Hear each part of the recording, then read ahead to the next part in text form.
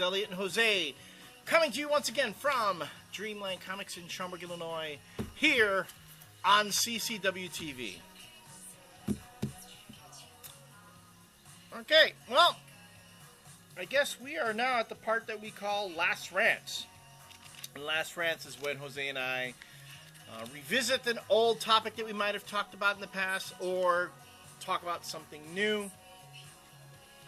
Curious to see, as we record these rants, I have yet to post our feminist rant, which I'm curious to see what people will be saying after, the whole, Oh, the Amanda Connor thing. The Amanda Connor thing, so. We'll see. I'm curious. I look forward to discussing that on the blog, actually. Oh, do you now? On the blog. Because I hope you all noticed, I have been contributing more on the blog lately. Yeah, hits have been going down drastically because of that. What are you doing?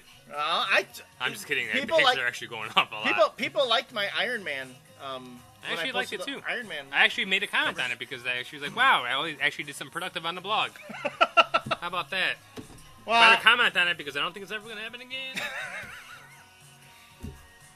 No, did you see the hits though for this last couple of days? They've been going up. Pretty good. People, socks of this guy. People enjoy.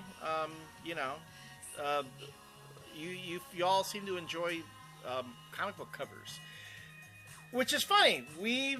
I remember a while back we had a discussion about that. Early on in I think I want to say season 1. We were talking about how Marvel's covers just weren't cutting it. Sucked, like hard. And DC Comics just seemed to be handing it to them.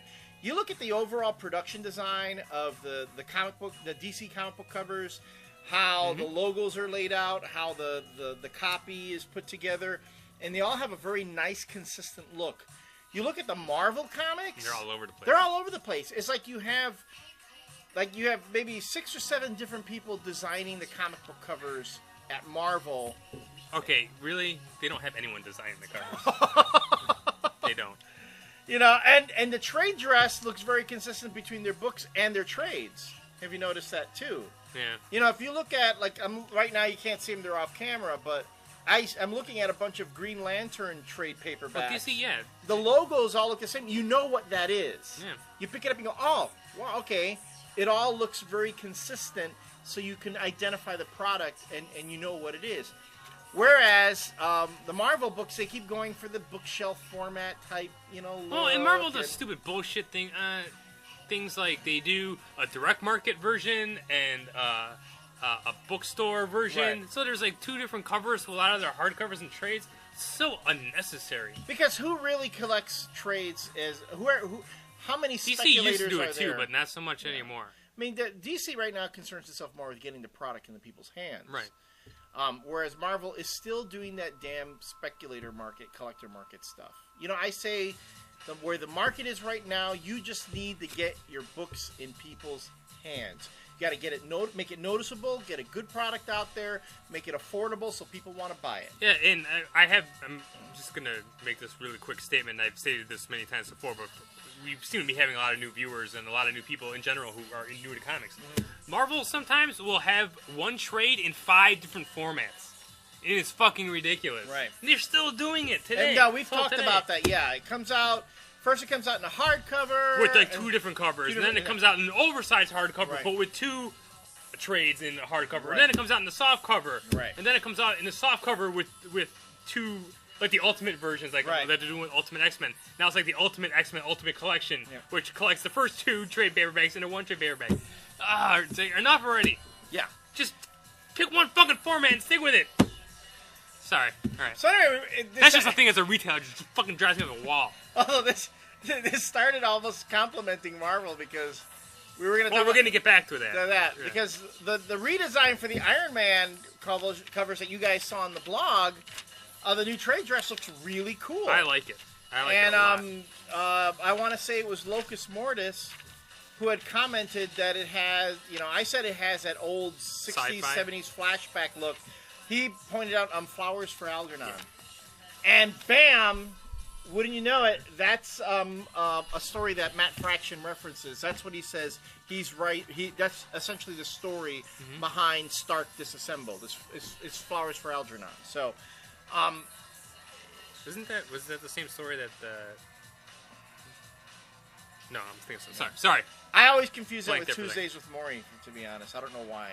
So, yeah. Anyway, this is going to help the book stand out. This is really going to help the book stand out on the racks. When you look at Iron Man, it's going to be, you're going to go, wow. And the one thing that's not on here is actually the logo with the names and everything that's up here, which looks like an old '60s sci-fi. Yeah, and I think it's great.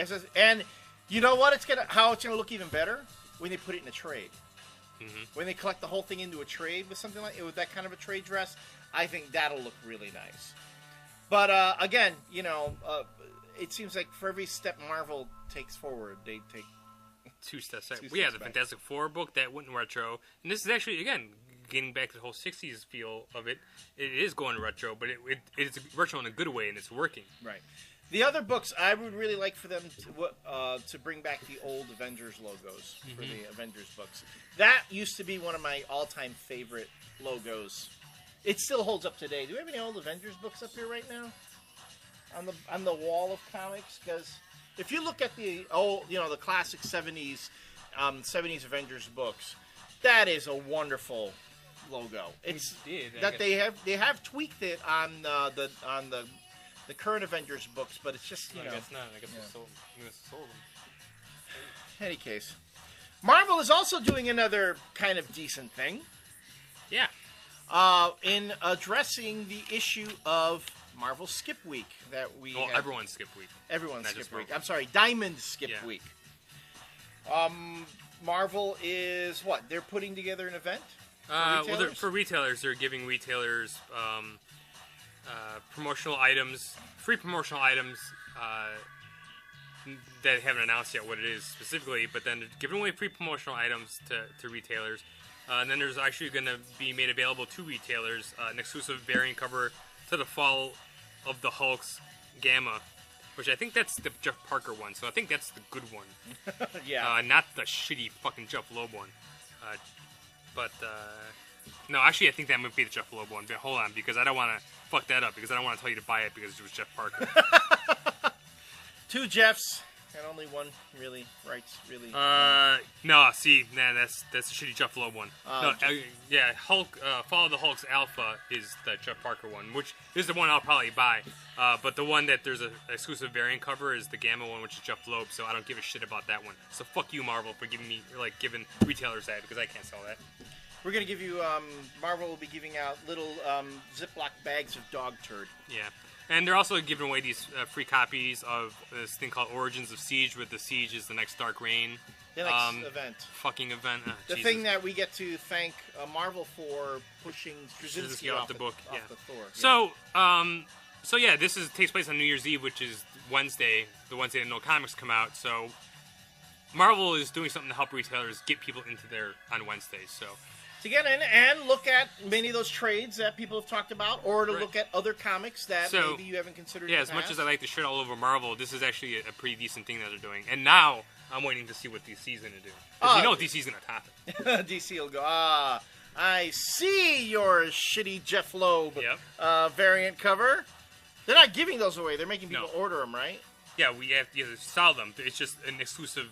Yeah, but when will you get them? Would that be the week before Diamond Skip Week? So you should.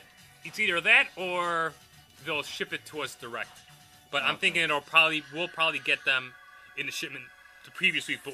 But the street date isn't until next week. So you got to hold on. You have to. Yeah. Yeah. Otherwise, you don't have anything for your Skip Week. Right. So I'm assuming that's what they're doing. I don't know if that's.